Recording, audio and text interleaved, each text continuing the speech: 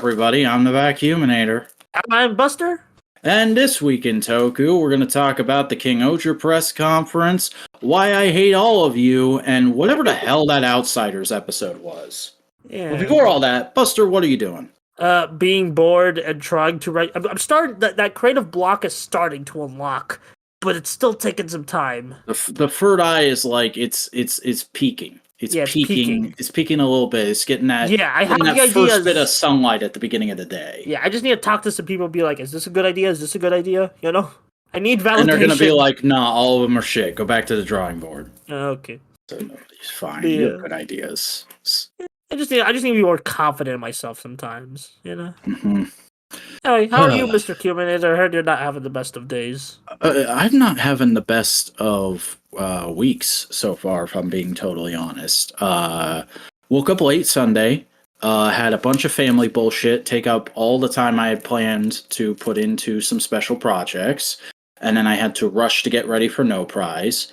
Then I woke up on time Monday, and Monday got off to a pretty decent start, but then I ended up spending too much time hanging out somewhere, like 2 hours more than I had planned to, and then traffic was awful, and I ended up being out all afternoon again when I'm supposed to be at home getting shit done on these Mondays that I have off. And then there were a bunch of bullshit, stupid little bits of news and updates on things, and then I tried to wash it all away by purchasing a new video game, and that just straight up wouldn't work. So I just got mad at everything, and I just went to bed, and I fucking slept in until I had to get up for work today, and that's it. That's it. Work was fine. Work was normal. Also, throw the King-Ohger press conference in there. We'll get to it. I'm not mad about anything. I'm just like, that wasn't exactly like a huge pick-me-up. Oh, okay. Yeah, fair. Yeah. When you've had like 2 very shitty days, it takes a lot to pick you up. But I will say something that did pick me up a bit later in the show. Ooh. And it's not what you think. Very interesting. Please click. Please click. Okay. Speaking of clicks, you should click on all the modular media links. We do various podcasts. Fucking support the show. Like, comment, subscribe, ring the bell. Follow us on Twitter at the Modular Media. Join the subreddit r/Modular Media. Follow us on Tumblr at Modular Media, I think. And that's it. We're a podcast network. We do stuff. We like doing it. We want you to be along for the ride. So fucking support us. Anyways, let's get on to the news. Our top story. Buster, guess what? Good Smile revealed 4 Bridget figures. I don't know what the fuck those words are, but we're getting a Hideaki Anno Nendoroid!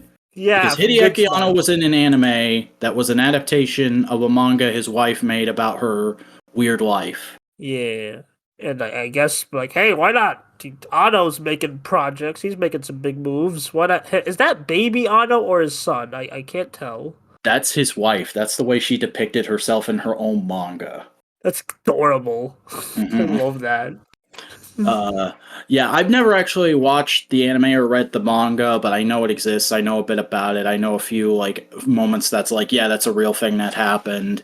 But I'm just like, wow, it's for the first time ever an actual goddamn figure of Hideaki Anno when like there's been a bajillion fucking gazillion Evangelion figures and who knows how many figures to come of all the Shin movies. I mean, they're already getting figures. Yeah. Oh, yeah. There's already a ton of figures. I'm just saying, like, Evangelion's been around a lot longer. Yeah. It's pretty cool that this is happening, and it's like that was kind of a nice like thing to just include within all of the Good Smile stuff, because there's some good stuff revealed on that day. Yeah, I'm not particularly into Good Smile. I don't think I've ever bought anything made by them, if I'm being honest. But there are some Figmas out there I'd like to get one day. And I think Nendoroids are neat. They're just not particularly for me. However, in a case like this, I'm going to apply the Funko Pop rule where it's like, this is never getting made as an actual action figure, so I would get this if I had the chance. You disgust me with your Funko Pop rules. I would... Perfectly logical, I'm just saying. It is logical, but it's like, oh god, that's depressing to think about. Mm-hmm. And hey, I'm just going to put this out there in the universe. As long as we're doing figures about Tokusatsu creators now, can I get like SH Figuarts, Shotari Shinomori, Koichi Sakamoto, and oh god, what's his name? Seiji Takaiwa, please? It's like Seiji Takaiwa. I've heard both pronunciations. Very interesting. Mm-hmm. And let's get to some Godzilla. Like, Figure Arts has the rights. You can make all those dudes. Just do it. Just do it. Hey, you probably make a superhero Senki version of Ishinomori. Oh, yeah, they would. We'll talk about that later. Anyways, Godzilla news. In kind of a fun side thing that I don't think any of us will ever get, Bandai announced a freaking giant plush Mothra that's also a tissue dispenser. This is a Matt McMuscle's product. This is Matt McMuscle screamed all over it. I'm not exactly sure what you mean by that, but it means like this is stupid bullshit Matt would buy. This is stupid bullshit I would buy. If I had the money, I would fucking go for this. No, Matt's gonna 100% buy this. This looks adorable. I mean, it looks fucking adorable, man. Yeah, it is cute. It is cute. And it's like as big as those IKEA shark plushes. Bro, if this becomes like a freaking as iconic as the trans shark at IKEA, the new trans icon is here. I mean, Mothra's already kind of that, but like, we'll talk about that later. Oh my god. Anyway, time for expensive bullshit none of us will buy ever in our life. Yeah, so the next oh god, what the fuck is this? I haven't looked at this since I put it in the doc. Okay, so Spiral Studio, who have announced several Godzilla related things we've talked about on the show in the past, has announced their next big fuck off statue in their Legacy series in the Tanaka Kenichi modeling collection. They're doing Zilla. Yeah, for those of you not in the know, that's the terrible American Godzilla's Japanese name. They just call him Zilla over there. Yeah, he appeared in Final Wars, credited as Zilla Knowledge. Mm-hmm. I feel about this. I don't feel as strongly as everyone about this design. I think it's fine. I don't think it's a great Godzilla, but I think it's just a general kaiju design. It's fine. However, I would never get a statue this big of it, and I would never pay $1,100 fucking dollars for one. I think this is the most expensive product we've covered on the show. Possible. But also, like, Godzilla products we cover on the show tend to be, like, insanely expensive for some reason. How fucking deep are the pockets of the average Godzilla fan that, like, this kind of shit gets announced regularly? I don't know. I gotta go to G-Fest one day and find out. Freaking the quest to find the most well-earning Godzilla fan, we'll put it that way. Do like a man on the street segment from G-Fest one year where it's just me going up to people and being like, "Sir, how much money is in your wallet right now?" "No, I'm not trying to rob you." We gotta do that one day. Hell yeah. Alright, we got a bit more. But next up on the Godzilla news docket, and this is really more of a general thing, but I put it here because Godzilla is the first thing that it could categorize into. We have a new piece of Shin Japan Heroes artwork, which is still not officially a universe. They're just putting out artwork of all the designs in the same picture. It's them, like, charging into battle. And it looks kind of cool, but also kind of like half-ass photoshopped. I mean, it looks really neat. I'm going to save that for a potential wallpaper. And saved. It looks pretty good. I think they're all new renders, so, yeah. Oh, okay. All right, well, I mean, it looks fine. I just don't particularly have any... I just like that's like, it's just a product line and not like a story thing. It's just like, well, hey, they're all connected by one man, so... So that being said, if Anno turned around like the day after Shin Kamen Rider comes out and goes like, all right, next is Shin Avengers, and it's all these guys, I would be like, let's fucking go. Yeah, it would be pretty insane if that happened. But I think a Shin Ultra 7 is more likely to happen next. Fair enough. Alright, last bit of Godzilla news. We finally have some fucking clarification on what the fuck the Apple TV Godzilla Monsterverse show is. And it comes in the form of like an extremely minor quote from an interview with Matt Shackman, who is the director for the show. I think he was being interviewed for something else, but he basically got asked about it and he just kind of offhandedly said, it was fun working on that show. We were creating a lot of cool titans and monsters.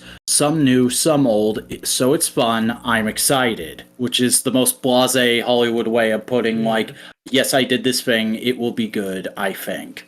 Yeah, and it's apparently called Godzilla and the Titan. So that's kind of a funny name to me. I don't know. I hope there's like a scene of Godzilla and all the kaiju in the show like running down a street together going, "We are the Titans, the mighty, mighty Titans." Maybe this is the secret Attack on Titan crossover. I hope not. Yeah, but like, basically what we can glean from this is, yes, it is going to feature Godzilla and it is going to feature monsters. It's not going to be a show entirely about dumb, boring human characters. Yeah, it seems like it's like in post-production right now. Mm-hmm. And the fact that they've said some new, some old, I'm hoping that means like maybe we'll finally get the Monsterverse versions of some fan favorites that people have been waiting on. Like, could we get Monsterverse Gigan, Monsterverse Destroya? Monsterverse. What was the actor's name? Matthew Broderick? The new Titan, Matthew Broderick. I mean, like, no, he was in Godzilla 98. So. That's true. Oh, I tell you what, though, fucking if there was Monsterverse Biollante, I'd give the show an instant 10 out of 10 because y'all know how I feel about Biollante. Yeah. Oh man. But yeah, the show is still happening. We know it is probably going to be something that will actually interest us now, so that's nice. Yeah, it's gonna actually have Godzilla. And yeah. Let's all be tentatively excited until a trailer drops and we can pick it apart. Yeah. All right, a little bit of news out of Wonderfest, which happened over the last weekend in Japan. It's basically like a miniature Japanese toy fair, specifically for like high-end companies based out of Japan, where they kind of show off a few of their like upcoming projects that have not been seen before. And I'm trying to remember what the company Kyoto was there. Kyoto, who is most well known at the moment for the Rebel Tech line, was showing off a bunch of Rebel Techs, some kind of cool ones that we talked about over on the No Prize podcast. So hey, if you don't listen to that, go listen to this week's episode of the No Prize podcast. We talked about a very awkward mid-2000s feminist episode of Justice League. It was fun. And one thing coming out of this whole event that does pertain to the show is Kyoto announced they're doing a Gamera statue. It looks cool. I think it's based on like Gamera 2 specifically. It's a Gamera 2 statue. So I'm like, okay. It's a great prototype, but it looks, the sculpt looks really good from this, and it like looks pretty friggin' big. Yeah, I love the detailing on the skin of it. It's like, that looks suity. That's going to be a fun figure to see fully unveiled. Mm-hmm. I've said it many times, I'm not a statue guy, but I always appreciate a good sculpt, and hey, this thing looks neat, so hopefully it turns out well for the people who are statue guys and gals and non-binary pals. Well, let's get into the Toei stuff. Yes, it's Toei time, everybody, which is what I say when I start up Kamen Rider every week. It's Toei time, baby. I'm putting that in the episode somehow. Anyway. Okay, we have the fucking sales numbers for all the Tokusatsu toys from the last quarter, and Japanese toys in general. But like mainly we care about Tokusatsu. So for this last quarter, Ultraman is still in the lead. Kamen Rider is still second. Sentai is catching up. Yeah, they made a profit. They made an uprise because, like, to my knowledge, it's like ever since Kyuranger or Loop had, I forgot when was the big drop off, but there was like a big drop off in Sentai merch. But now, Sentai sales have been going down like ever since I got into the fandom. It seems like every fucking year up until this last year, people have had the, oh god, Sentai is dying, Toei is going to cancel Sentai conversation because toy sales are going down. And I've always had to remind people like, hey, fucking video games are more popular than ever before. Kids in general are just buying less toys. But, Sentai has been going up, and it's been going up since Dawn Brothers' second quarter of being on the air. And you know, you can say what you want about Dom Brothers. Some people love it. Some people are baffled by it. I'm kind of in the middle myself. But it's fucking working. They're selling them toys.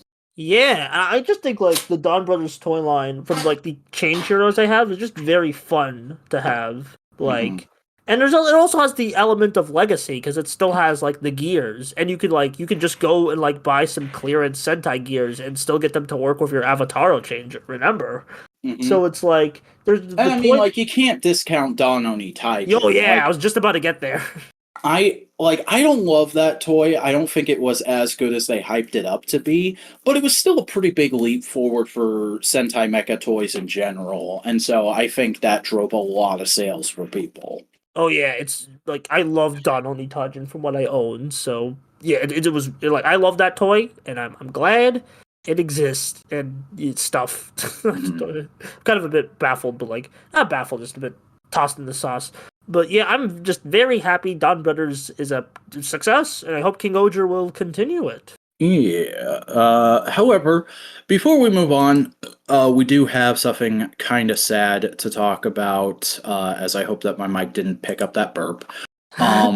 Which is that the current president of Toei, Tezuka Osamu, passed away this last week at the age of 62. Not much about why he passed away or what the succession plan at Toei is for all this but obviously it's a somber thing. The guy's been in charge of the company for a long time.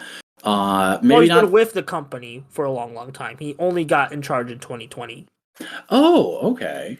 I could have sworn I'd heard his name as in like big man in charge a long time ago. He's probably like a producer, but like he was like overseeing the whole company now. Like, okay. All right.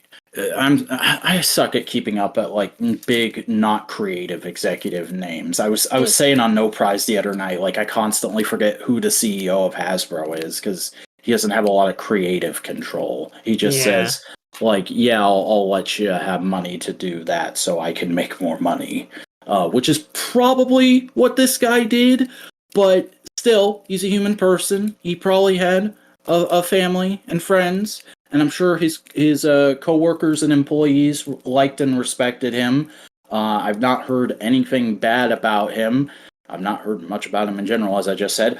But rest in peace, and I hope his loved ones are getting through the grieving process well, and hopefully this doesn't affect any productions that are currently going on in any negative way, because like we're obviously going to be most concerned about Rider and Sentai first and foremost, but people forget Toei is a fucking massive company that makes a lot Dragon of shit. Ball, Pretty Cure, like those are always happening, so you know. It's like it'll be interesting to see how it affects the whole like Toei corporation, like in the following months.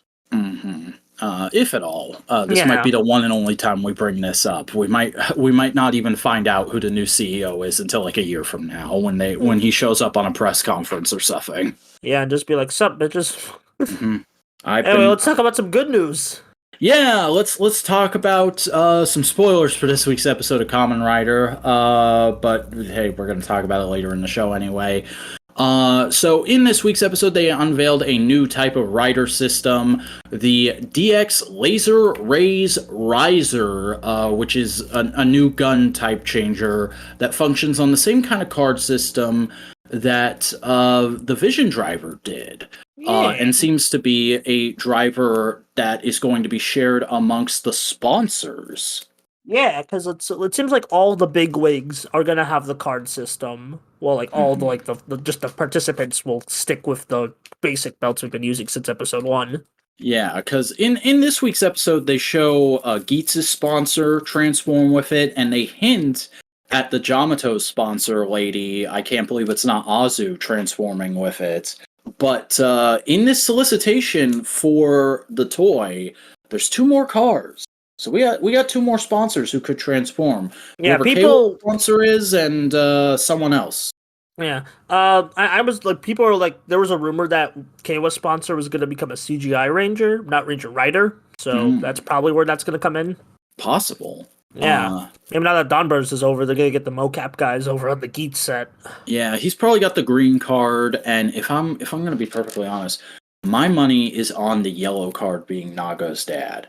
Yeah, I could see that. I've been saying it since he showed up. That man is gonna end up being a writer somehow. I mean, he's already Time Fire and like the actor, so. But that's what I'm saying is like he has that pedigree. They've given his character this utter like intimidating, powerful presence in the show with little explanation beyond is Nago's dad and is rich.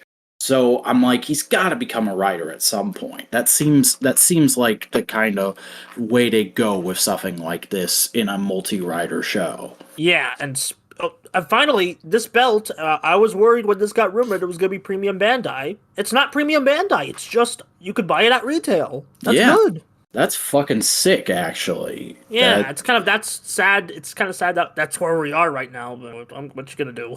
Mm-hmm. You gotta take the good, you gotta take the bad, and the facts of life, stuff and yada yada hooda ha. Anyway, Shin Kamen Rider is a movie that's coming. It's a movie that's coming out next month.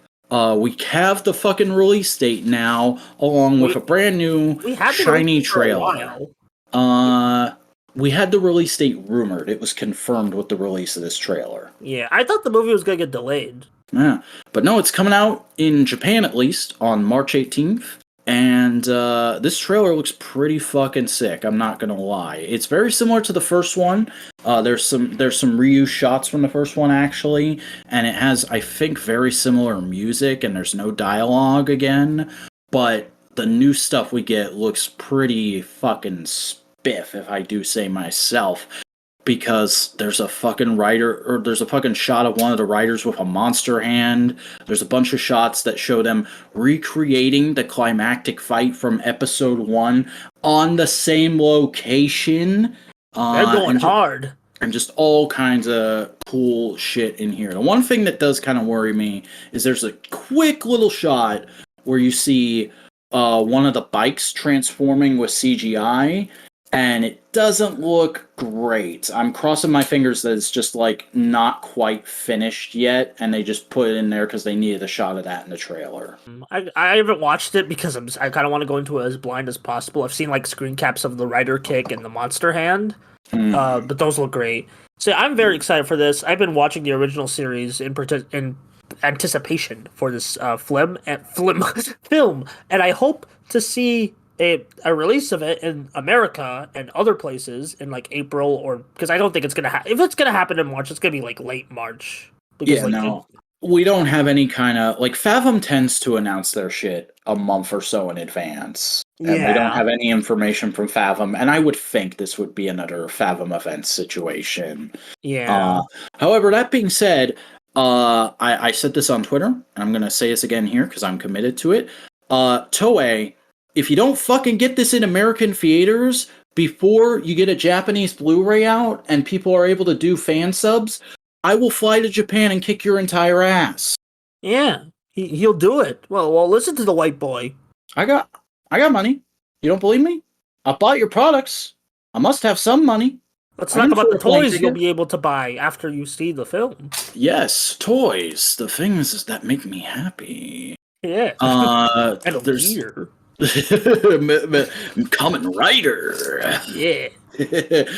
They announced there's going to be belts for Shin Kamen Rider. They look like MCU belts. I don't know why we were all like so surprised by this, but I think everybody kind of was because this movie seems so serious and self-assured. But like, there's been a bunch of toys for every other Shin Anno project, so it makes sense that this would be the same. I mean, we got a figure arts announced. Of course, we're going to get belts, and these look like some nice belts. I believe there's a demonstration video floating around out there that shows they're also releasing like more simplistic kids ones, which I think it's really cool that we're at a point now where Bandai is just straight up like, yeah, here's the one that's affordable for families and kids, and here's the really tricked out expensive collector one. Yeah, because right at the same time. Because the listing we have here, this is just a DX. This isn't P Bandai. This is a DX toy. Like anyone can buy at retail. So that's pretty cool that they're like banking on the wide appeal. Because Anno's Shin films have had a wide appeal. So yeah. That's really cool. That's all I got. It's really cool that we're getting belts, and I hope really cool, guys. and I hope Team Rider, because Toei promised they would release this one, so Team Rider, you gotta do it too. Team Rider. Where the fuck are they based? Where are they based? I forgot. I think California. I'll fly to California too. That's cheaper than a Japan plane ticket. Freaking just Vac versus the world at this point. Oh God, boy, oh boy, this fucking day. Anyways, we got a new trailer for Hurricanger 20 years after. It looks like a movie. It looks very fun. I need to watch Hurricanger still. Yeah. I don't know why I watched this fucking trailer, because I don't know shit about Hurricanger. It just looks like another fun adventure of the Hurricangers, and that's like a fun Sentai cast people like, so why not? Mm-hmm.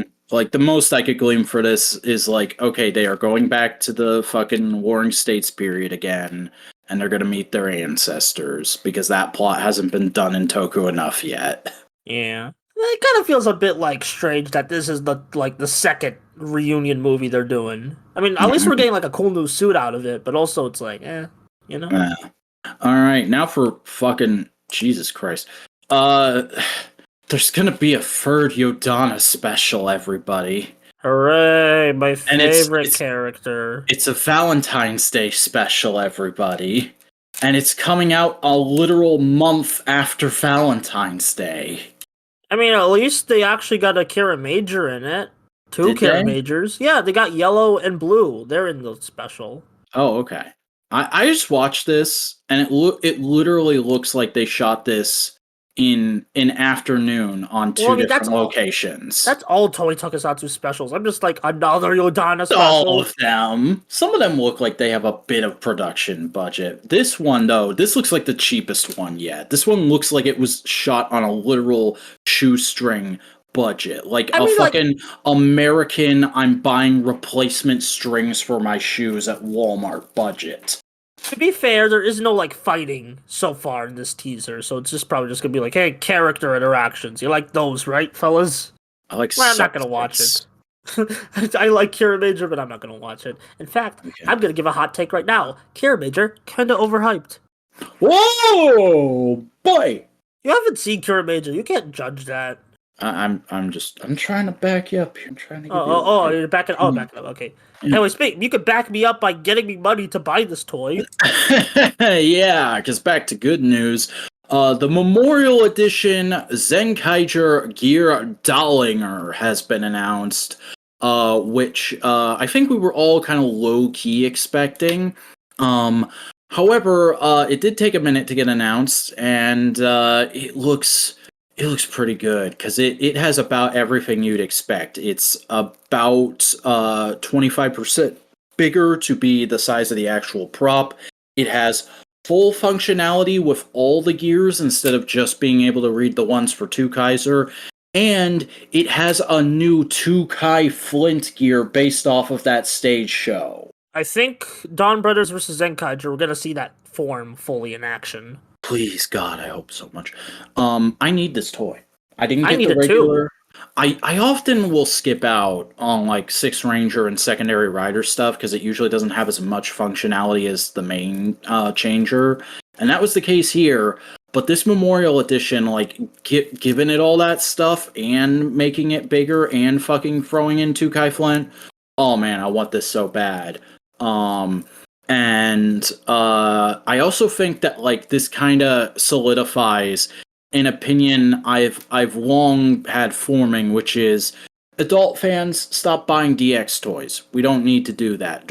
They're gonna do a Memorial Edition for every main changer. Just be patient. Don't fucking buy the King-Ohger sword, especially if you're planning to complain that it's stumpy. You'll get a big one made specifically for you when the show ends. I mean, I'll probably just buy it because I don't want to buy the adult figures, the adult props. I don't know. That's just me. Okay. I mean, I just like being I like being conscious about price sometimes. So. I mean, fair enough, but then that's also a reason to wait until the show's over because the DX stuff often goes on sale around. Yeah, you're right. Mm-hmm. Well, anyways, the final Dawn Brothers casting has been revealed. Fucking new Dawn Brothers news with 2 new episodes left. Oh my god. So, we have 2 new Sarah brands. Their names are Sononana and Sonayaya, and they are played by the actors for Yellow Racer and Juo Bard. Or as we all know, fucking Kamen Rider Kaiza. He brought him in at the last minute. He was waiting till the very last second he could add Kaiza. The man who might as well be Inoue's adopted son made it into Dawn Brothers. Yeah, like, you've been tweeting about Dawn Brothers for a bit. So it's like, oh, it's finally come full circle, baby. Let's go. Yeah, and he's doing the smile. He's doing the fucking smile. He's gonna do something dirty. Apparently they're gonna be like the final bosses, which is like, okay, let's go. I didn't even think this show was gonna have final bosses, if I'm being honest. Yeah, they're all just gonna fight each other. Like they have been for the last few episodes. But like, yeah. I thought it was either not gonna have an ending, because Inoue does do that sometimes, or it was gonna be, the council doesn't want to fuck with us anymore. They're just gonna let us be us, and the Hitotsuki aren't happening anymore because we're out of Sentai. I am very excited, and also I'll just say there's another Hitotsuki coming, and like I'm not gonna say what it is, but it's very exciting. Yeah. We should also say like a bunch of images from the last couple episodes leaked via the Dawn Brothers vlog. I've seen all of them. I think you've seen one or two. Yeah, I've seen like a couple. But like I haven't seen all of them, and I don't want to. Yeah. We're not gonna say what they are. But I'm not going to link to them in the description like I do with all the other news articles. But I will just say it's the kind of stuff that makes me go, it really depends on how that looks in context, because it could either be brilliant or it could be the kind of thing that makes me go, God damn it, in a way, you hack fraud. I hope you don't. I hope he doesn't. I hope it's good or something that makes Vac happy. I want things to be good, but I'm just saying. Yeah. Anyway, time for what's after Dawn Brothers, Vac. The big thing. Let's do the big thing. The King-Ohger press conference happened last night, or 2 nights ago when you're listening to this. We decided to delay the show a day because of it. And we didn't tell you about it because it got announced in between episodes. It got announced, like, I think a day or 2 after the last episode came out. Yeah, it did. It was a good press conference. It wasn't as wacky and fun as the Dawn Brothers one, but, you know, that's a high bar to hit. And it wasn't quite as like, oh man, this is going to be amazing as Znekaiger was. And I don't know about any of the other ones because I only just recently started watching press conferences. But it kicked off with a trailer for the show, a full trailer, which looks pretty good. A lot of information to be gleaned from this. Mainly that, as we predicted, it is going to be a bunch of different kingdoms coming together to fight off this evil threat of like an underworld kingdom that is attempting to rise up, and there's going to be a lot of new effects techniques utilized in King-Ohger. Primarily, they're bringing in the fucking Disney Plus volume technology of digital projection screens in the background instead of green screen, and it looks a little janky in some shots.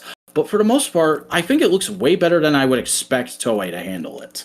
Yeah, it looks like there's some shots that I'm like, okay, yeah, there's a bit of like, Tokusatsu, I always say, is very like imaginative, and there's just a lot of imaginative shots here, and there's still like miniatures around the volume, so it's like, you know, there's still, it's what I think Tokusatsu does best, working with CGI and miniatures at once, and it like, you know, which is the other big thing here.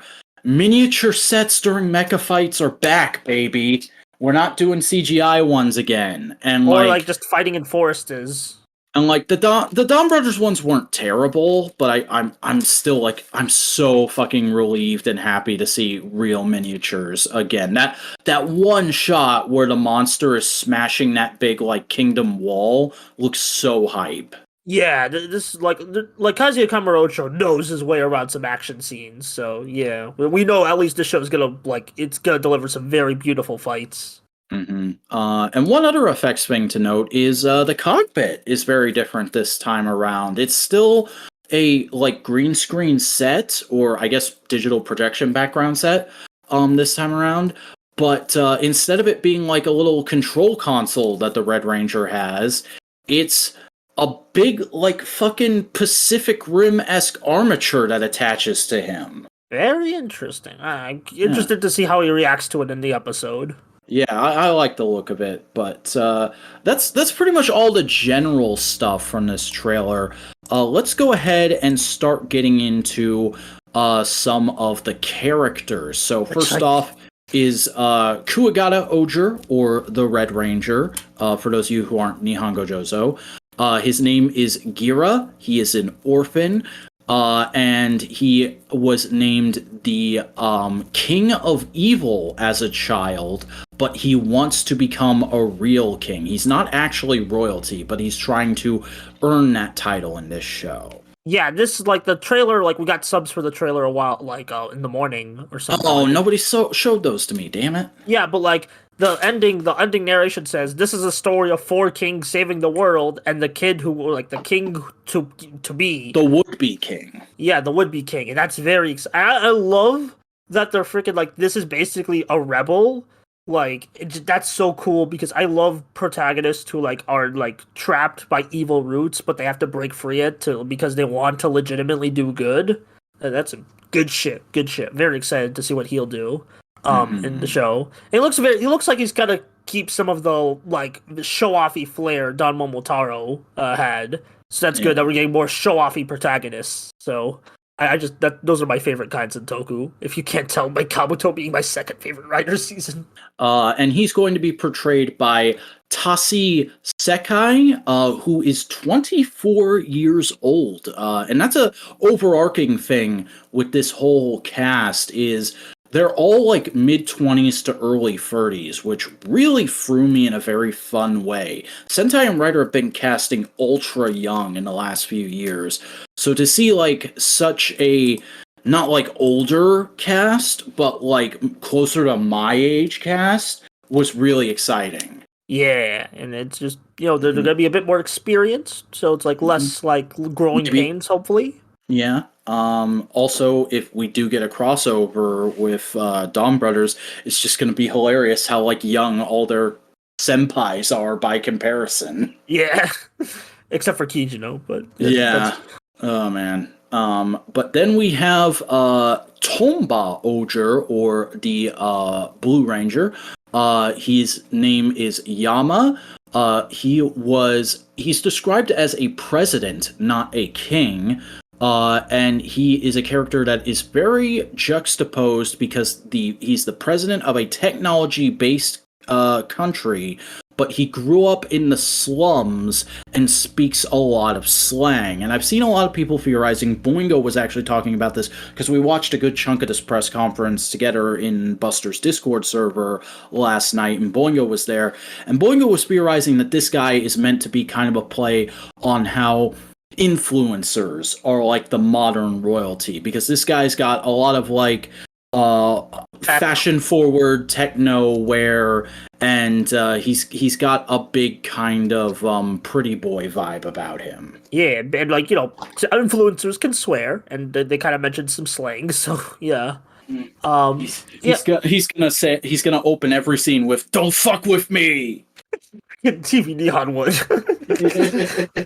Yeah, but like, yeah. Also, like, I think, should we mention the drip? Because literally every protagonist in this show has, we can like, talk about the outfits as we go. Yeah, because every protagonist in the show has like a unique outfit, and he has very tech wear. People were like saying like the shorts are a bit wacky, but I kind of like them. They're like, yeah, they're cheesy, but like they're still like they have that little like wire to be like, yeah, this is tech wear, and this is still like a fantasy. So. I mean, it's all very wacky, but they all look fun, and they all kind of fit with the character they're supposed to be. And if I'm being perfectly honest, Yama is the only one who I look at him and I'm like, man, you kind of look like you need to be shoved in a locker. I'm sorry, I never liked these kinds of clothes. He is part of the nerd kingdom. He is part of the nerd kingdom, so you know. But like Gira, who's wearing like classic European royalty wear, I fucking dig his outfit. Oh yeah, it's probably one of the best Red Ranger outfits we've had in a bit. I wouldn't be caught dead in it, but I think it really fits his character. and it looks great. I would cosplay most of these if I could get them. The premium Bandai clothes are gonna go insane. And where were the ages again? Okay, he is played by Otto Watanabe, and he is 25. Yeah, and he got the pompadour, and I like that. He's got that Gentaro drip. Yeah, Josuke from JoJo drip. Then we have Kamakiri Oger, or the Yellow Ranger. And hey, fellas, this one's mine. This one's mine. This guy. You cannot have her. This one is mine. Her name is Himeno Ran. Yeah, she's a character who is from a more traditional royal family. She's kind of a selfish brat, according to the character synopsis. But her one redeeming quality is that she's a genius doctor, and she's a fucking strawberry blonde Yellow Ranger. You all know this one's mine. Yeah. Like, her fucking actress is a Gokaiger fan. This one is mine. Damn it, this guy. But yeah, it's gonna be Pricky Queens are fun character archetypes, so it's gonna be nice to see her clash with all the other characters and, like, hopefully learn some good lessons about, like, kinghood and stuff. Yeah.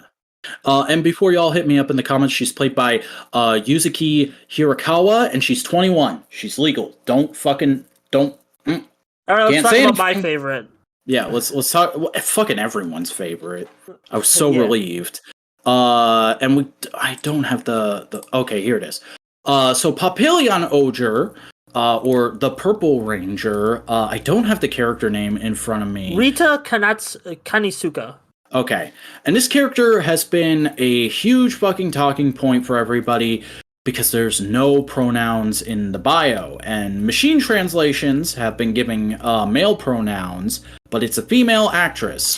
They are played by Monica Murakami, who is 22, and there are no gendered pronouns in so far as how the Japanese language views it in the bio.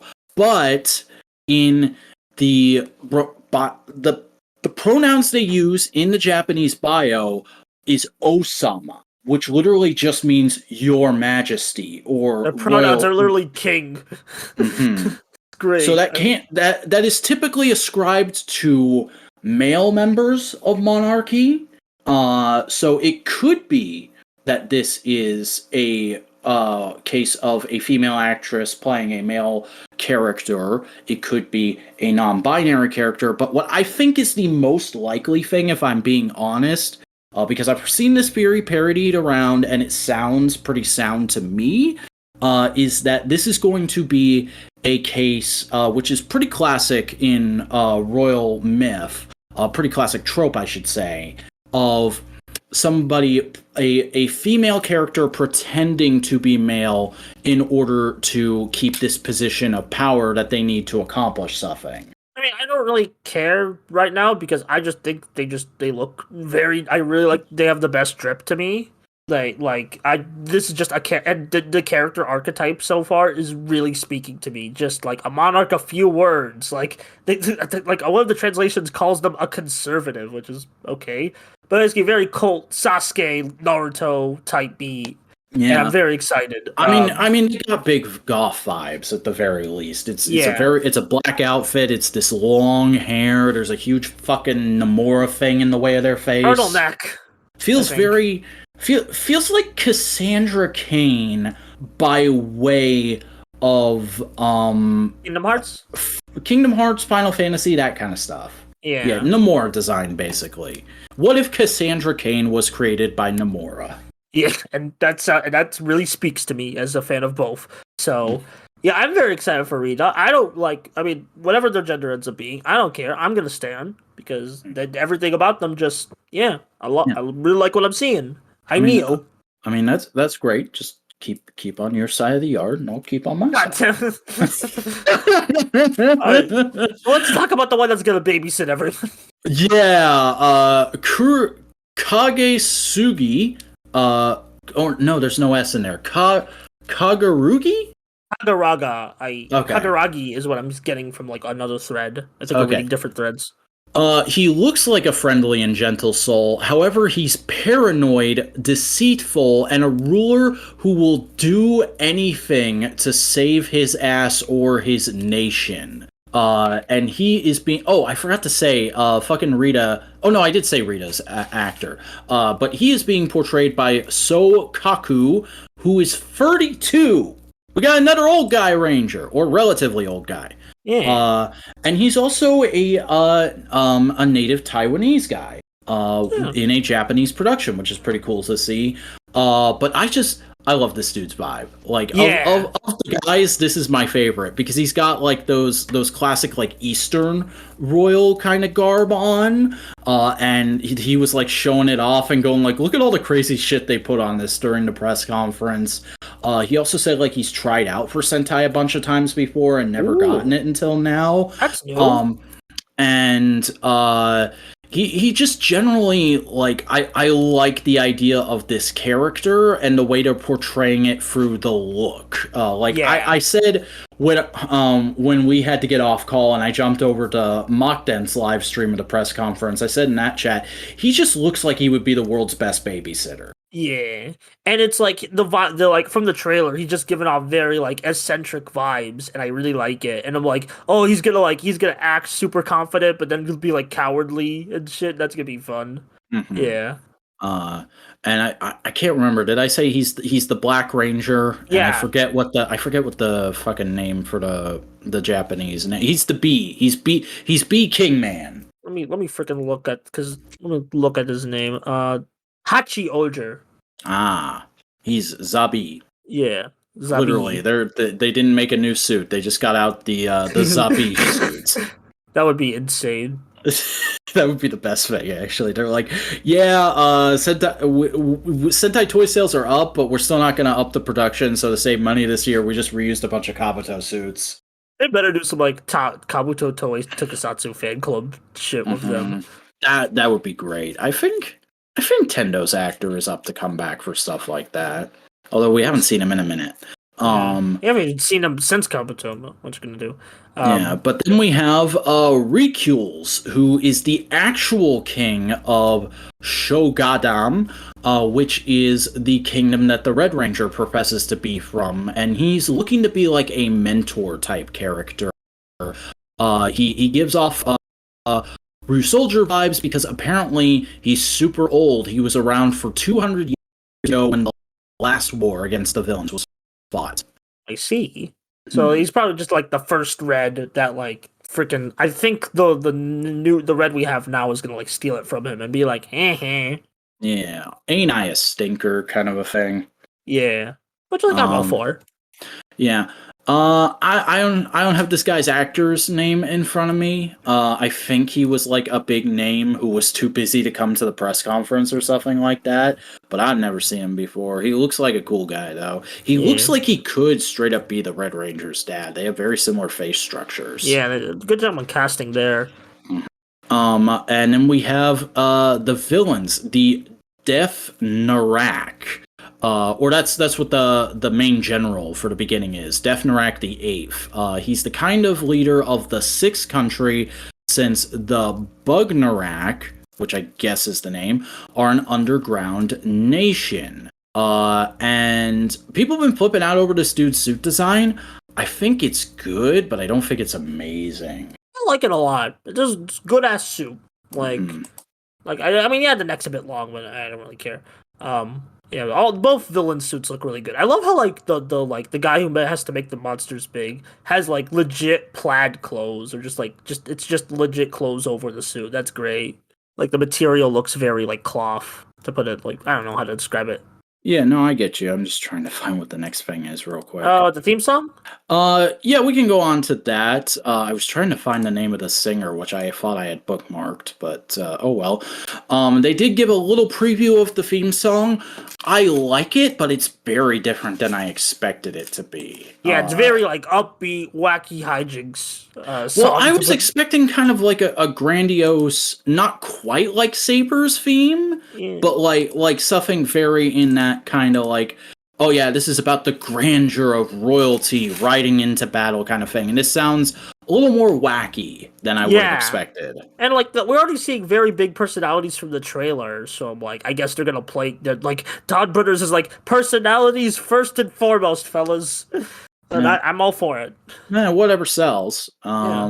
Also, I did include in here. I have the link of the moment in the press conference where Kamakiri actress said, yeah, I watched Gokaiger growing up, and me and my brothers would try and imitate the Mobirates.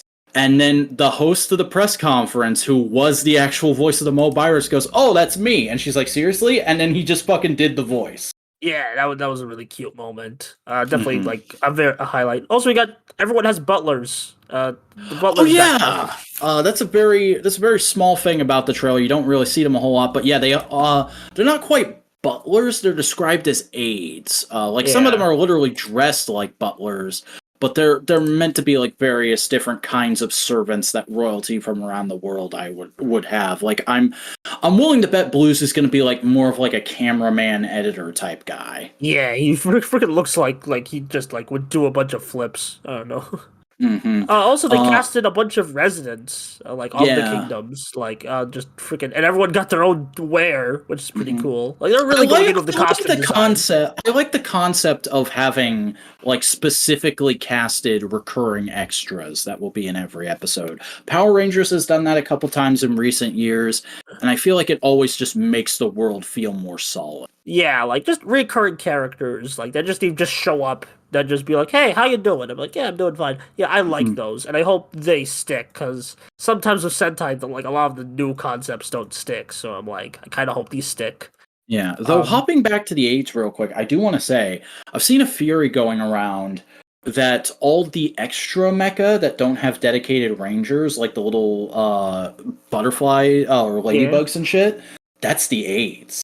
Ooh, there's no concrete evidence or confirmation, but I'm like, that would make sense and would justify that a little more to me. I still think like it's a dumb way of Bandai bumping up the price of that toy, but it would work in universe. Yeah, and like, give like each toy some like more meaning than just here's a part, Yeah. Like this is this character's toy. Also, they announced the suit actors, and I don't know suit actors very well. If it's not Seiji Takaiwa, I don't recognize the name. I'm sorry, I'm bad.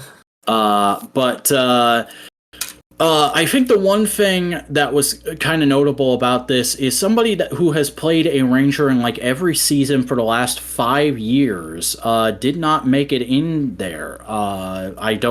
There's no reason given why, obviously, but it's just kind of interesting that that guy's out. Maybe there'll be 6. Maybe there'll be 6. Who knows? Maybe there'll be 6. Maybe they're working on Kamen Rider. Who knows? But no information on the staff yet, as far as I've seen. No, we know who was writing it like a while back. Remember? Yeah, but I thought we were gonna get like the producers and the directors and all that as well with this. I mean, we already got Kazuo Kamurocho for director. Let me check if there's anyone extra we need to figure out.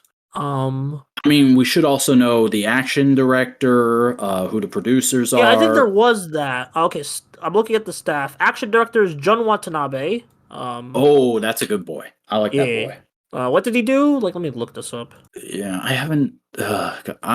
Doing this show, stuff starts to really blend together for me sometimes. I'm sorry. All right, let me look. Rhea Soldier, that's good. No, wait, that's Rolls. Action director. He was on Superhero Senki, apparently. I think he's mostly done Kamen Rider, because I'm looking at this from the writer, not the Sentai side. But he's done a lot of Kamen Rider shit, so yeah. Kamen Rider does have generally good action. Yeah. There's a few exceptions there, but I don't think this guy worked on any of the ones. Yeah, Jun Watanabe's worked on some good stuff. Also, the character designs were designed by a manga artist, Yuki Yogo. That makes a lot of fucking sense. Yeah, because like those look very not anime, but very like animation. Like you'd see those designs in a cartoon in our manga, and like I like that. And I'm like, I hope this gets a tie-in manga. Please get a tie-in manga. Because oh my god, the art would look so insane. Yuki Yogo, let me look at what they've done. Oh, they've done like Shin Mazinger Zero. That's a big thing. They've done good shit. Yeah. So let's see them get on Sentai. So King-Ohger is looking generally good, I would say. I'm not exactly hyped for it, but I don't have any reason to think it's going to be bad or be worried about it. Like, this all looks pretty solid. There's some exciting stuff happening here, and there's one that's clearly mine, and y'all can't have her. Welp.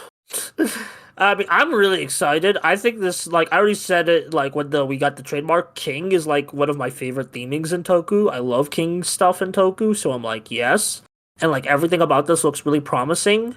And, like, the action looks really good. And, I feel like all of this will, like, I think this is the best way for me, personally, to follow up Dawn Brothers. More big personalities. Let's get even crazier with not even just the costume design, but like the actual civilian design. Let's cast any literal children for once. Yeah, like we are going to get nuts, and like let's use those Dawn Brothers bucks to freaking like get nuts.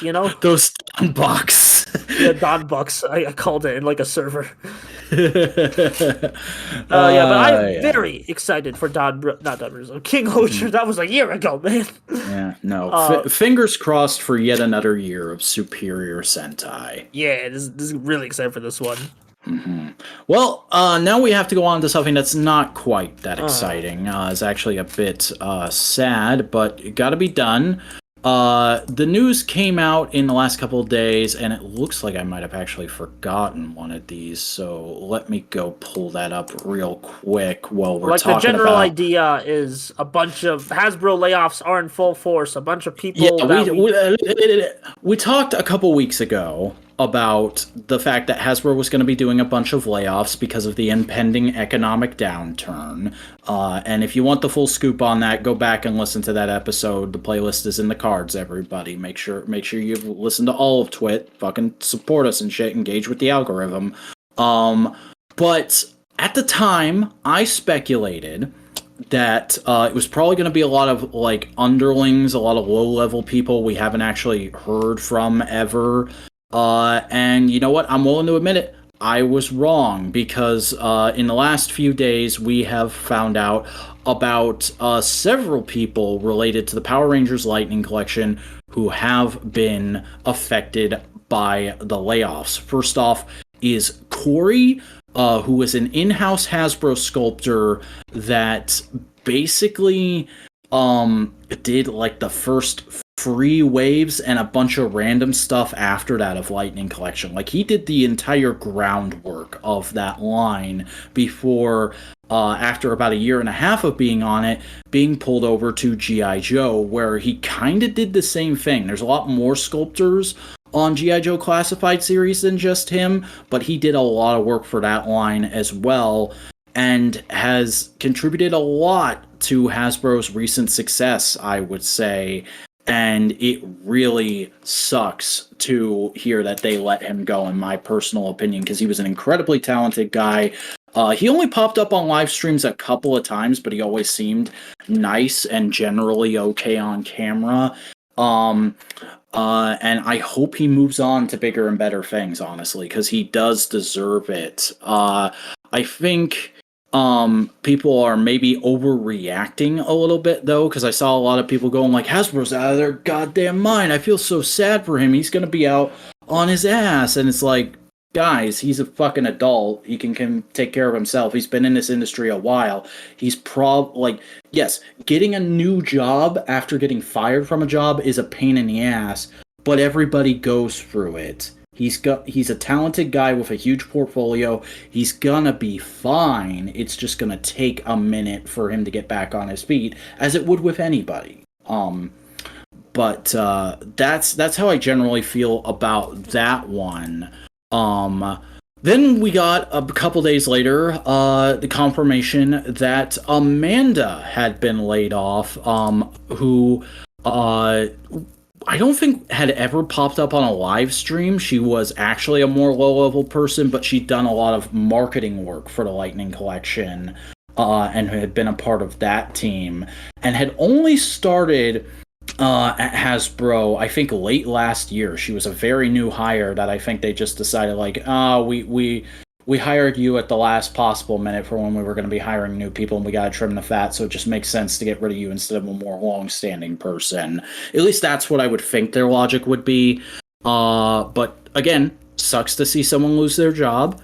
And if she's an adult in the industry, I would expect that she'd be able to get another one, another job in this kind of field, but I don't know.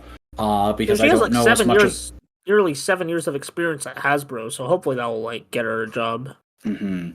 But then the one that really pissed me off came yesterday, actually, because Sam got affected by the layoffs. And Sam has been on, I want to say, like the last 4 or 5 Lightning Collection live streams. They've been on a lot of the streams, and it was like I don't know much about what they did, but like it was nice to see like a openly non-binary person just like in those streams. And like, to my knowledge, because I could be wrong, I haven't watched every stream, but I think they're the only non-binary employee that's ever been on one of these streams. Yeah, so and that really sucks, because like, I don't have anything disparaging to say about Sam, honestly. Like, I don't have anything disparaging to say about any of these people, but Sam always felt natural on camera. They always felt like they were interested in what they were talking about, and like they actually cared about the brand, which is more than I can say for some other people.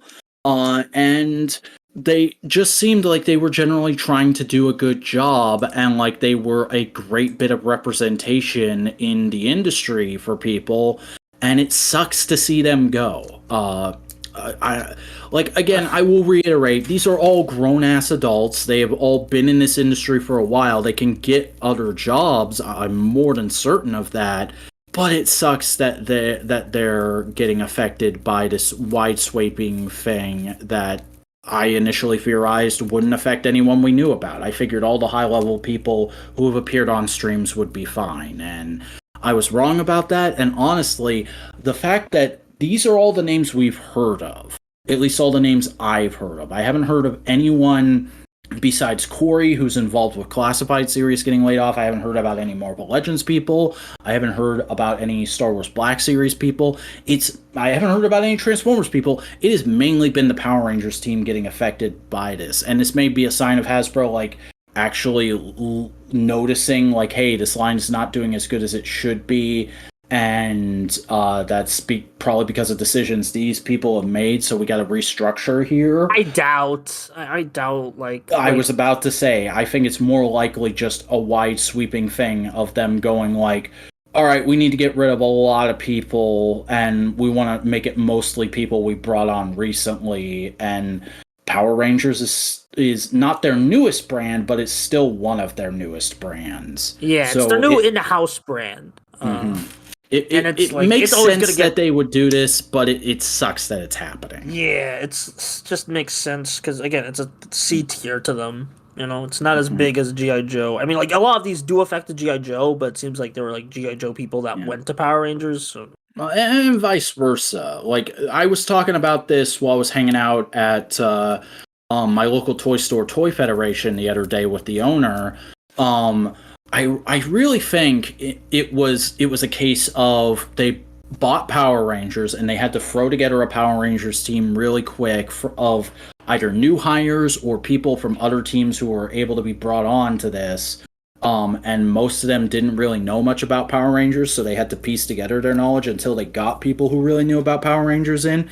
And then they seem to do a very similar thing for G.I. Joe. Because yes, G.I. Joe is a brand Hasbro has always owned outright, but it was dead for like 5 years there, and then they brought it back, and all those people that had been working on G.I. Joe had moved on to other things, so they had to kind of build a new team from scratch, and they kind of did that with people from Power Rangers. Like, I know Emily Bader as mostly the brand manager for G.I. Joe right now, but she got her start in Hasbro as a marketing executive for Power Rangers. And a lot of people tend to be critical of her because she didn't know everything there is to know about Power Rangers and G.I. Joe when she was brought onto those brands, but she's tried to learn, and I think she brings a fun, unique perspective to both of them. And I'm just going to put this out there. Hasbro, if you fire her, if you fire Lenny from G.I. Joe, if you fire any of the free big Marvel Legends guys, I'm going to be straight up pissed. I'm just kind of dejected over this. but I will be straight up ready to riot pissed if those people go, because those will seem like genuinely the most passionate and most involved with their respective fan bases out of any of the people on the live streams working at Hasbro right now. Yeah, it's not great. We're probably going to be here more layoffs next week, but yeah. It's entirely possible, and again, that's rough to say, but it is what it is. Hopefully everyone finds jobs pretty quick. Well, the fucking Jazzwares, Mattel, Spin Masters, McFarlane's, grab these people up. They do good work. But, hey, speaking of the good work they've done, we have in-hand reports for Lightning Collection, Deluxe Wave Free, and Remastered Wave 1. And, it's been better. It's been a little better for Deluxe Wave Free than we've been getting. Deluxe Wave Free. But there are still some issues. There's been a lot of reports of loose legs on In Space Silver, and some, not all, but like as many as there have not been, there's been reports of Blue Centurion coming with missing or duplicate accessories. Like Josh has turned out that way today, actually. He posted a review. The most common thing has been it coming with not coming with the closed holsters, or coming with duplicate open holsters, and coming with duplicates of one of the sets of hands. And I think one person got a duplicate one of the versions of the Morpher. Or not, it's not a Morpher, the fucking badge weapon thing he has.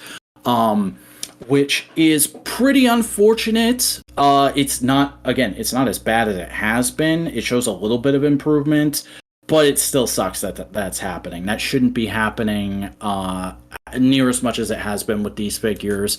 And a lot of people, including myself, were very excited about Blue Centurion, so it kind of sucks that he's having these issues, but hopefully we can all get a hold of proper copies in due time. And also there's just some interesting paint discrepancies with In Space Silver. People have noticed doing direct comparisons to the Walgreens release. He's got like a thinner visor for some reason. His gold arm ring doesn't wrap all the way around. The green square pattern on his chest is bigger, and the top of the boots isn't painted gold. I'm not sure like how much of that is accurate compared to the actual suit, but it is just like interesting little discrepancies between releases, when I think a lot of us assumed this was just going to be a straight up re-release with the bike. But overall, I'm feeling a little positive about the general improvement, but I still think there's problems. And as far as Remastered Wave 1, I think they look okay. I've seen a lot of people saying the faces look kind of mushy and kind of too shiny and cartoony. But, like, face printing just turns out that way sometimes. So it, like, didn't super surprise or upset me. I think they look okay. And the fact that there's been no reports of accessory issues with them, even though they're not, like, fully out yet, it's just been some, like, international people have been getting a hold of them. I think that's a generally positive sign. So, like, I don't want to say the Lightning Collection is fixed and back to normal, but I'm thinking we're hitting for an upturn at the moment. Do you have anything to add, Buster? No, I have nothing to add for the last few news points, so just go nuts. Okay. Well, the next thing we have to talk about is the fact that the items that will be in the next wave of the remastered line leaked via @AnSueRalph, who has leaked a few things before. On Twitter, so he's a reputable or they're a reputable source. I don't know the pronouns. They tweeted out just today because, according to their timeline, nobody cares about the remastered line. The second wave is going to be Jason and Zach, which is kind of an obvious choice. I mean, there's only like 4 other Rangers you could pick from, but I like this. I'm pretty excited about this because I love Season 1 Zach. He's one of my favorite out of the entire MMPR full show cast. So I'll be excited to get the remastered version of him. And you know, Jason is Jason. Everybody likes Jason, though I don't think anybody is particularly a huge Jason fan, at least not so far as I know. And this makes sense to me because I think they're probably going to be doing quarterly waves with the fact that we've already got wave 1 released. So wave 2 hitting in like the spring summertime makes sense, and then going into fall winter you get Tommy and Kimberly as a wave. Ooh, that'd be fun. And then hey, we have artwork for Zed. So I would not be surprised if there's a 4th wave that is Zed and White Ranger Tommy. I think that would make sense. But the big thing out of this is that we also got leaked by NCO Rolf that there's going to be a deluxe figure for this line, which is Rita. We are finally getting a single pack Rita in the Lightning Collection. And obviously there's no images of what these figures are going to look like. They just use GIFs to show what Rangers or what characters it was going to be. But I am honestly pretty excited about this because I've wanted a Rita figure for quite a while. I've wanted a good Rita figure for quite a while. The first one we got was in Samurai and it looked like ass. And then the 2-pack one didn't look terrible, but it didn't look good enough. It wasn't what I wanted. I hated that the dress seemed to get in the way of a lot of the articulation. I hated the grimace face sculpt they gave her because that's not how I think of Rita. And then the Super 7 one, like, we don't have in-hand reports, so we don't know how exactly it is yet, but it looks fairly similar to that 2-pack Rita. But this single pack one, the fact that it's a deluxe, the fact that it's in the remastered line, I'm tentatively getting my hopes up because I would think if you're going to be doing her in this way, shell out the budget, get us a face scan of Machiko Soga, get an actual expression from the show, and put bendy wire in that dress. Make us able to articulate that dress a lot better than the 2-pack version. Don't just make it this big, bulky, hanging cloth. If they do that, I will for sure buy this figure, because I think this has the potential to be the best Rita figure until, like, Free Zero or Mezco does one. But for now, I'm pretty excited about this. And that's it for toy news. We now have a little bit of Power Rangers TV news. First and foremost is the fact that thanks to a misdone Netflix listing, we got an early peek at the listing for Mighty Morphin Power Rangers Once and Always, which is that it is being categorized as a film and that it's going to be 55 minutes long. Originally, it was theorized that it was going to be a half hour, 45 minutes, but according to Latin American, I believe this is Netflix, it's going to be 55 minutes, about an hour, which I think is pretty exciting. I think that allows for a lot more storytelling potential. Obviously, there's still going to be time for credits and whatnot, but it makes me a lot more confident in them being able to accomplish certain things storytelling-wise than I would be if this was just going to be a half-hour episode. And last but not least, our final story is Russell Curry posted some photos to Instagram of when he was first given the Zenith Ranger helmet, kind of his initial reaction, and he seemed to be very into it from the start. I still think it's a solid-looking suit and a solid-looking helmet, and good for him. I love that this boy is getting so much good stuff to do in the Power Rangers franchise. But finally, that is it. That is all the news that's fit to print. So, Buster, would you please take us on to the new releases? Okay, sorry about that. I'm in a new location because reasons. Sick. So yeah, Buster on the street. Yeah, I'm not on the street. Like, I'm just stairs. What was Outsiders, right? Yeah. Kamen Rider Outsiders episode 1. I'm still pulling up the TWIT document on this new laptop. Does it have a title? Yeah, it does. Okay, let me look. The Mirror World's Treasure and Oja's Return. So as a Ryuki fan, I guess I'll start. Yeah. This was just like half recap of Ryuki. Yeah. I think that's one of the bigger problems with this, because, like, I think this is competently written. As somebody who hasn't seen Ryuki, I was able to pretty much get clued in to what was going on. But I also got the feeling that if I had seen Ryuki, I would have been like, yes, I know all this. Stop showing me this footage I've already seen. And even as somebody who hasn't seen Ryuki, I was like, good God, that footage looks old when you blow it up to HD proportions. I mean, like, most Kamen Rider Heisei footage, like, yeah, it does look old, but it's still, like, HD ready, so... but, like, it does look noticeably, time has aged, you know? Time has aged, yes. Yeah, and film equipment has too.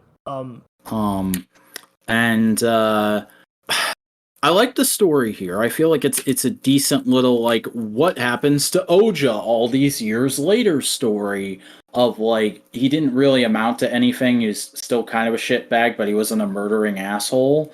And then he gets his powers back, and he's like, oh yeah, that's right, I was a murdering asshole in the other timeline. Let me be a murdering asshole now. That's basically what happens every time Oja gets his powers back, so it's like, okay. Yeah.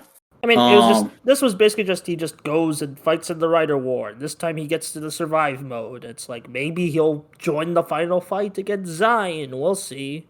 Yeah, which I completely fucking forgot that there's actually a plot to these things, because so much shit happened in episode 0 that I was more like, what the hell? What's next for Bowser and Gem? What? Huh? Guess they still gotta fight Zion. I guess just now Genom is getting ready to fight Zion. But Zion is actually gonna be the big bad, and it looks like Foundation X is involved in trying to stop Zion as well, which I completely forgot Foundation X was even mentioned in episode 0. So when the Foundation X guy showed up here, especially because Foundation X gets mentioned a lot in the double episodes I watched this week, I straight up went, "What the fuck? That guy!" Oh! Mm-hmm. And then he got a little trinket, and he went and made a dude from Saber who I don't know, but I gather is a fan favorite. Oh, he is 100%. He's one of my favorites in Saber, and I'm really excited for what they do next. Mm-hmm. So yeah, this was fine. This is like just a neat little let's give Oja survive for, you know. Yeah. I think, honestly, my biggest problem with it is just that, like, out of the Toei Tokusatsu specials we've covered on this show, this is definitely the cheapest looking one so far. Well, like, of course, there's a lot of recap, but, like, the actual, like, survive part is really good. That part's fine, but all the other effects I thought looked noticeably bad. Yeah, fair. Like, when he murders CEO Man, and it's the plug-in CGI blood spurt effects. And I'm like, I haven't seen Ryuki, but I'm pretty sure they would have used squibs back then. So could you have not broken out the squibs for this? And also, like, squibs aren't that expensive. I'm pretty sure they cost about the same amount as plug-in CGI blood. Because fucking the Eric Andre show uses those.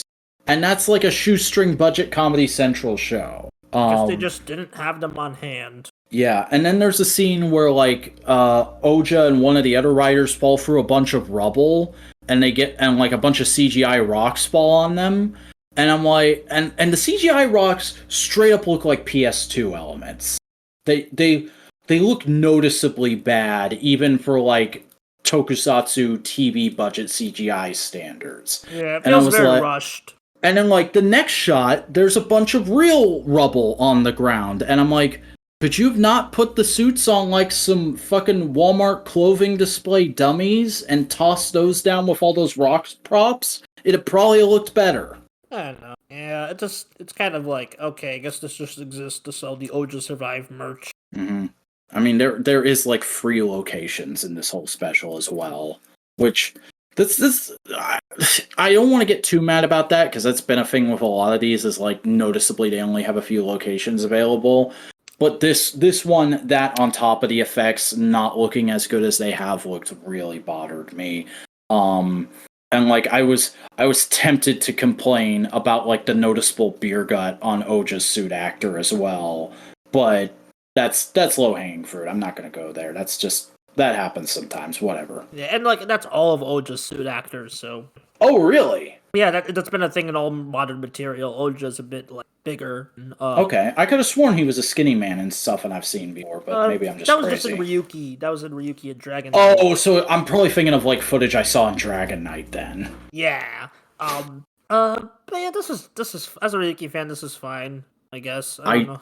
I don't know why it took 4 or 5 months to come out though. Yeah, because it didn't really feel like. I guess they Clearly had all the footage when episode 0 came out, and these effects don't look like they took a long time. So what was the holdup? Yeah, I mean, here's hoping episode 2 in April is better, especially because it features one of my favorite, a lot of my favorite Saber characters. Yeah. I guess that's kind of an start to the week, but the rest of the episodes are good, I swear. Like Kamen Rider Geats, episode 22, Divergence 5, Chase, capture that game, Master Oni. This is the best episode of Geats in weeks. Yeah, it's starting to heat up, especially because next episode's the end of this Divergence arc. Yeah, it's starting to heat up, but it was also just really fun at the outset. I haven't disliked this game master so far, but he's also just not particularly been amusing to me. I feel like they were kind of just saving all the good jokes with him until now. Oh yeah, when he finally turns into a glare or whatever they call it. But also, him moping around the base and calling up the Jamato man and being like, what's the holdup? That was really funny. Yeah. And then when he runs off, and, you're not sure what's going on, but Samuri just starts counting. Yeah. I don't know what it was, but the actress's delivery was so goddamn funny, I had to pause the episode. I think it was more not the tone deafness, the down. How everyone is just what the fuck? Well, she's just calmly counting. Yeah, there's just a lot of factors to it, and yeah, that was very funny. And yeah, it was just a nice just nice episode. That's I don't know how to describe it. There's some cool beats. There's kind of reestablishments of mysteries and stuff. And we're gonna well, this is where the Zastar arc finally gets blown wide open because there's a lot of inner conflict with Neon about how she's gonna go about the deception. And she actually gets confronted by I swear to fucking God, that looks like Tenkuji Tekeru to me. Some fucking pretty boy is just like, hey, you're a bitch. I watch your live streams. You're a bitch. Stop being a bitch. And she's like, what the fuck is wrong with you? And just walks off. He's probably gonna be one of the card gun wheels. Potentially. But she ultimately decides, okay, I'm gonna make Keiwa think that Ace is the Disaster because it'll be easy to beat him if we just get rid of Ace. And Ace immediately is like, that makes no fucking sense. Why would I be the Disaster? And Keiwa's like, oh yeah, right, that makes no fucking sense. You're the Disaster, aren't you, Neon? Yeah. And she's like, shit. Though, I do wonder how they didn't immediately come to that conclusion when they voted Lopo out and she didn't become the Disaster. And the only other person who wasn't there when him and Ace got griefed last week was Neon. They should have immediately been like, oh, it's Neon. Maybe they're in denial. Who knows? But, yeah, for the most part, other than that big glaring plot hole, that episode was that part of the episode was good. And I also really enjoyed the build-up to, I think we're going to finally ditch the DGP arc structure in an episode or two here, because the Jamato are gearing up for a big invasion. They stole the Glare Belt because they want to get access to the Goddess of Creation, because apparently that's the entrance key to get to her and remake the world. And we've seen, again, we talked about this earlier, but we got a hint at I can't believe it's not Azu transforming with that new belt. And we actually saw Geats' supporter, who I didn't know until this episode. His name is Gene. And he transforms with the belt. And his rider form looks like a more abstract version of Geats. Yeah, it looks like it's from some space. I feel like the twist is all of the supporters are aliens. That would be funny. Yeah. I think they're just eccentric rich people, though. Yeah, or some space. I don't know. I feel like there's something related to space with. Also, I have to fucking make this joke. I've been holding this in all week. All right. Or all 2 days. Finally, after 50 long years, Shotaro Ishinomori got to be a Kamen Rider. Yeah, because he's played by the actor who played Ishinomori in Senki. That's nice. Yeah, it's nice to see ascended fanboy Geats. So yeah, and it's pretty cool that he's already mentoring Geats. So there's a couple more. Mm-hmm. But, It looks like we're getting some double rider action with them next week. Like he's gonna kind of try and supplant Keiwa as the secondary rider. yeah. Oh god, I kind of like that trope when there's like kind of multiple secondaries. We already kind of had it with Buffa, but like, yeah. Though I can't wait to see Boingo blow a gasket over it Yeah. on Gateway to Gates. You gotta pull out the Rage VTuber avatar. Yeah, if you guys haven't been watching Gateway to Geats, Boingo's been doing a good job on that, but it's fucking hilarious how sometimes he'll just straight up turn into a Twitter stand for Keiwa. Yeah, I mean he's a good character. Yeah. But yeah, no, I thought this was a really good episode of Geats. Like I said, one pretty big problem with it in relation to last episode, but it doesn't outright ruin it for me, and I had a lot of fun watching this one. Like I said, that fucking counting scene, that gave me a big hearty laugh that I needed after how my Monday fucking went. Yeah.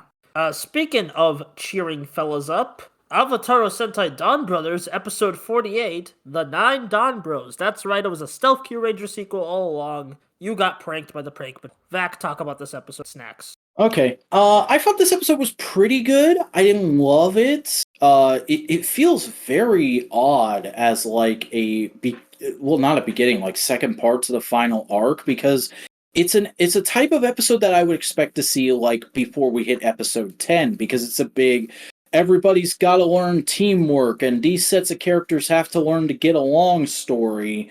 But it does also make sense coming at this point in the story because the fucking Sarah Brand Dombro alliance is a thing now. So it would make sense that these characters would have to learn to get along.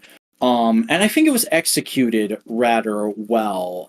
It's funny how the ultimate lesson comes out to be just let the sword guy use the sword. That's a bit like, I don't know why we had to work up to that, but okay. But other than that, like a lot of the nuance and little moments and stuff that got us to that conclusion was entertaining. Yeah.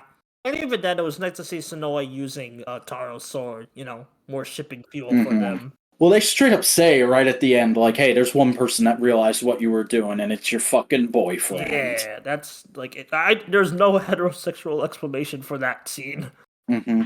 Also, I love that we're finally writing Natsumi like a real fucking person. There's a whole scene where we find out that because Tsubasa used all his points, he's become a fugitive again because you can get misfortune from doing that. And he's like, shit, we gotta run. And she's just like, wait, what the fuck? What is going on? Why are you wanted? Tsubasa, answer me. Stop fucking dodging the point and being a goddamn J-drama protagonist, you idiot. Yeah, that was cute. And it's really refreshing to have somebody talk to him that way. I gotta be honest. It was cute. It was just nice to be like, oh, okay, that's what's happening. Okay. So I'm looking forward to seeing where that goes, especially because there's a scene in the next time trailer where we see Natsumi and Kijino talking to each other. Oh no! We're finally gonna get the conclusion to Kijino's arc. So I mean, there is straight up a scene shortly after that where Tsubasa asks, like, "Hey, does the name Miho mean anything to you?" And she's like, "Yeah, I told you. Like, I've had dreams about being a girl named Miho who's a beautician and lives a normal life." Oh, and he's like, "Oh fuck." That's What is he cooking? Yeah, this was like a nice kind of like okay, this is the last of the main Hitsuki. We'll get to the next week.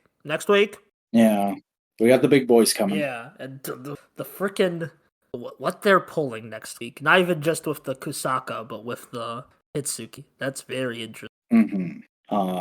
And also, Jiro finally fucking fused with his alternate self. Hooray! I don't know.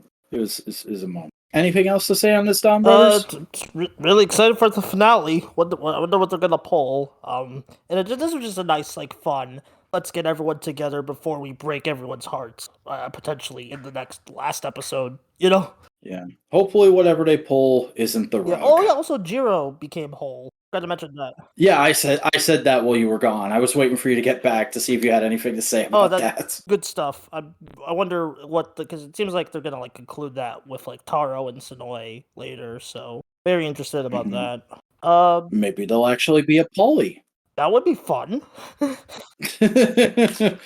I'm fucking around. Yeah. But yeah, Dumb Brothers was pretty good this week. Yeah. Talk about Double. How's Double doing? So I watched Kamen Rider Double episodes 31 through 38.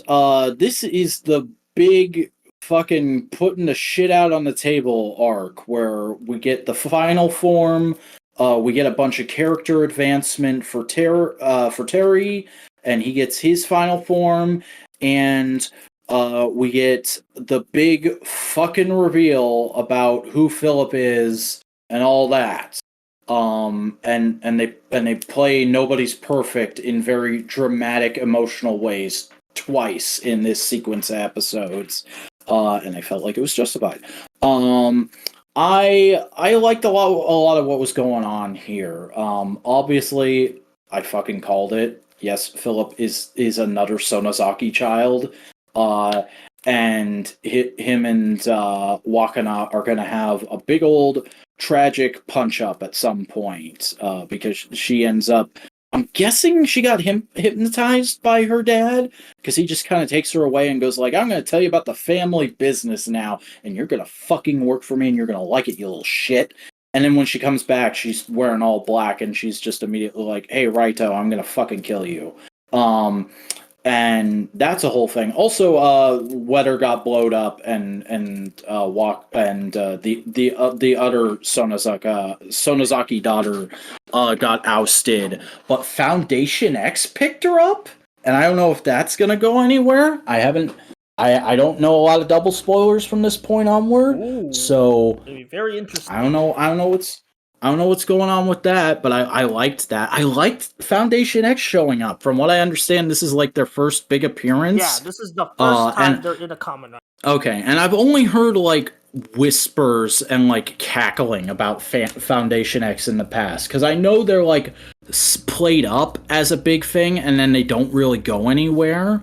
But I gotta admit, I'm enjoying them being played up as a big thing. And hey, maybe at the same time as me watching this, Outsiders is gonna finally pay them off. Probably not, but I can hope. Also, there's the lovely little two-parter where Nazca's sister shows up, and that whole tragic little story happens, which was very good, very well done, though it did just throw into perspective for me that Shotaro has like the biggest fucking case of the not gays I've ever seen in fiction. You think? Yeah, he's like I didn't really because it's just kind of the kind of comedy I just gloss over in my brain.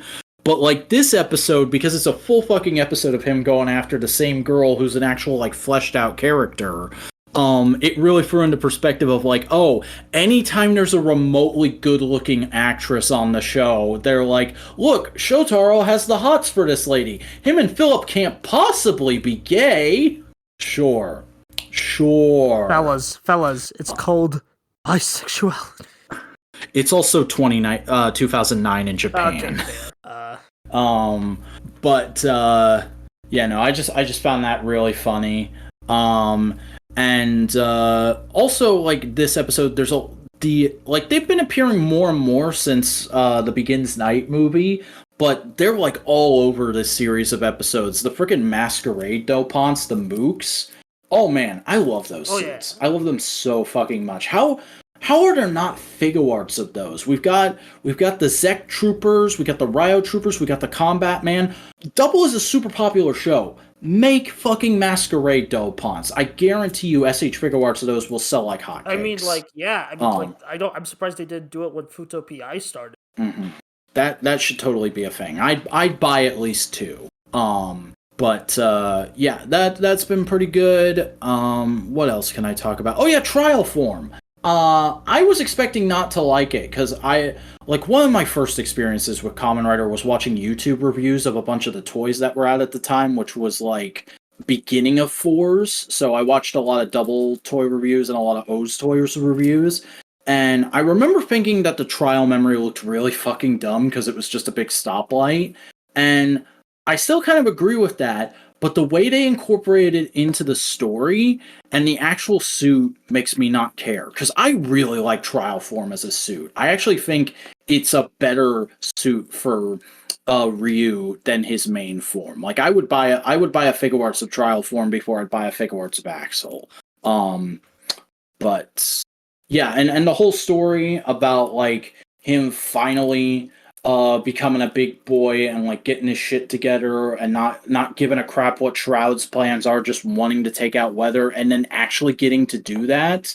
Oh, that was really nice and refreshing to see when we're in an era where so often a side character will have a motivation that ends up getting finished off by the main.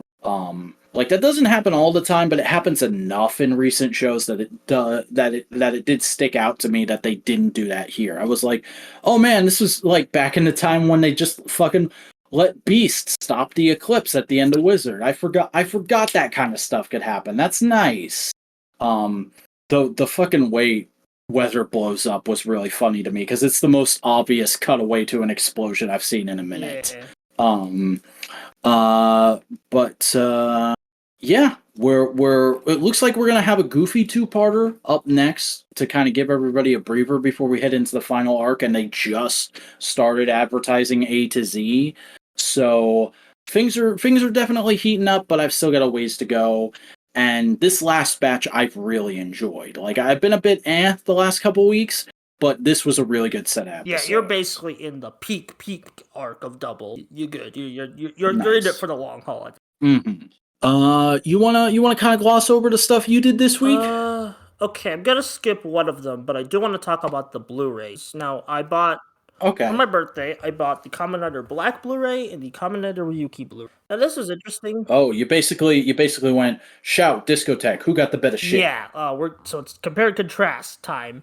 Let's start with the Ryuki Blu-ray because there's significantly less to talk about. It's Ryuki, all subbed. Oof. All the discs. How you like the subs? I mean, I already watched it on Tubi. They're good. They're fine. They work. Okay.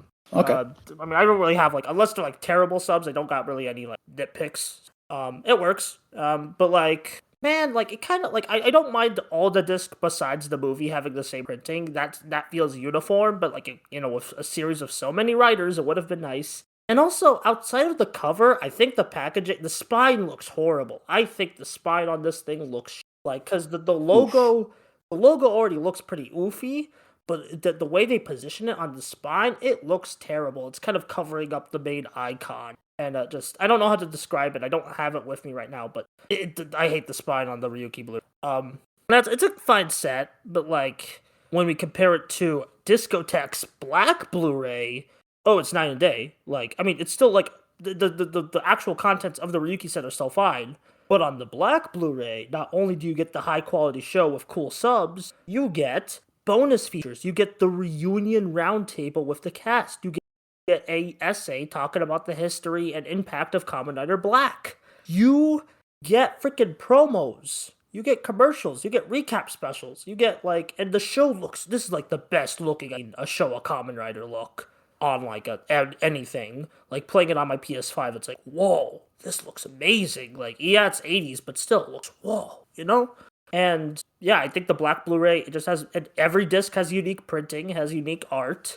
Oh, sick. Yeah, and is legit one of like the best Toku we've ever had because it's like the Gavan release was already really good, but this is like it's an iconic Kamen Rider show. It has like all the bonus features you could ask for. It's a great show. You're set. That's like it's perfect. And I really recommend anyone go for Right Stuff right now if you can and buy the Black Blue. And I will be picking up the Black RX one. So it really sounds like the Ryuki Blu-ray and by extension most of the Shout sets are serviceable. They're perfectly fine. But the Black Blu-ray and presumably what we're going to be getting from Discotheque going forward is the good shit. Yeah, this is like... this is why I buy Blu-rays and DVDs. The bonuses, the little things, the little touches, just having the show on your shelf, but like a great way to watch it. Yeah, like I know you said that is near perfect. To me, or you said that is perfect. To me, it sounds like it would be near perfect. The thing that would set it off and make it perfect is if there was like a brand new making of documentary. Oh yeah, or like even just like interviews from like an American produced documentary. Like that's kind of what the essay is. Like it's a written essay, but still like that. I just counted it like it's nice to read. Yeah. It's a nice read. It works. But yeah, it's like the Galvan and Black sets really prove Discotek gets it. They like the people there. They're making some good shit, and we gotta be supporting this good shit if we want good Kamen Rider and Toku is in our Western hands. And I will be. I know I haven't seen Black RX yet. I still haven't even finished Black, but I will be picking up RX because of how quality this is. Yeah, and I'm definitely gonna get this at some point in the next couple months. It's just a matter of when, because I do generally have the funds. It's just like other stuff keeps coming. I mean, up. even that your Skull, you know how life be. yeah, your Skull reissue got like refunded, I think, or it's about to get refunded. Well, they hadn't charged me yet because the thing is that was a pre-order. It was going to charge when it was ready to ship.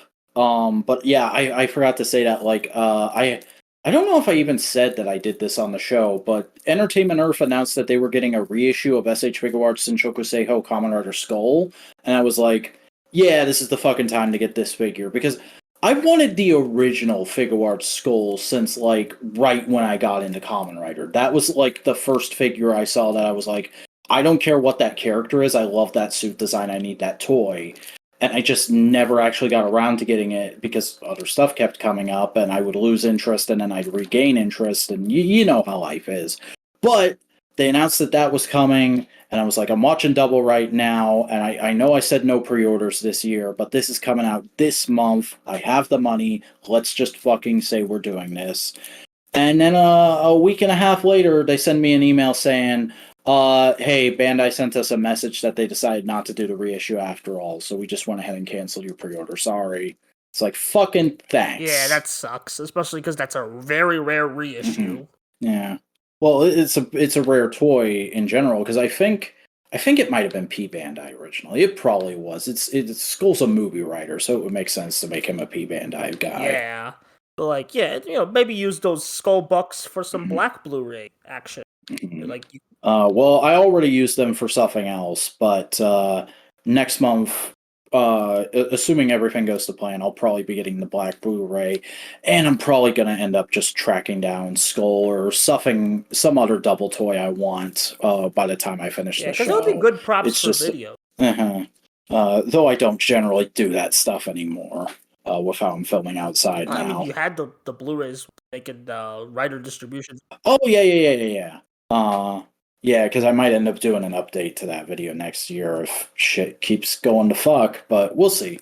Should we end the podcast? I think that's a podcast, a very messy podcast. Yeah, that's a podcast and then some. So I hope you've enjoyed this podcast, and I hope you want to support us in the places where you can do that. Buster, where can they support you? The Buster Corp and True Buster channels. I'm cooking stuff. You'll see soon. Give me some time. Give me time. Nice. I'm glad you're finally working on that Breaking Bad video. I mean, I would. Don't give me ideas. What are you cooking, Mr. Cuminator? I'm making things. I'm making stuff. Again, because of how rough the last couple days are, this week's video is going to be pretty late. I'm not sure when exactly it's coming out. The goal at the moment is just before Sunday. So we'll see when that is. It's not going to be a Toku thing, but it'll be a thing I think people will generally be interested in. So go over to at the Vacuuminator on YouTube and subscribe and watch that and all the Tokusatsu videos I've already done. I did a flipping video on Decker last week and it totally flopped. So everybody please go watch it postmortisly. Get those numbers up for me. Also follow me on Twitter at The Vacuuminator, on Tumblr, thevacuuminator.tumblr.com, and on Instagram for daily toy photography at _Vacuuminator. But folks, that's it for this week in Toku. We'll see you back here next week for whatever happens that week in Tokusatsu.